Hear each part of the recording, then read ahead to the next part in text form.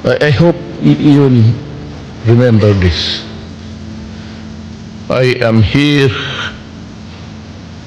because I love my country and I love the Filipino people. Sinabi ko sa inyo noon, huwag na magka-diferensya tayo. Kunting bagay, okay lang sa akin. Either I apologize or kayo.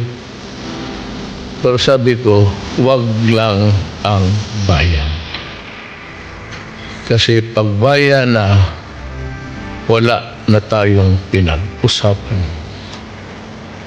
with the country. Now, if I do not make it to the finish line at the end of my term, malawak pa yan eh. It's yung swerte ng tao, it's ordained by destiny. And if my destiny says that hanggang dyan lang ako, ba't hingiin ko lang sa inyo ito? Trilyon yan. Kaya ang hingiin ko sa military pati police, you are one of the pressure group ni democracy. The other one are the Congress. Pero huwag kayong pumayag na hindi ma-recover ng bayan ang ninakaw nila.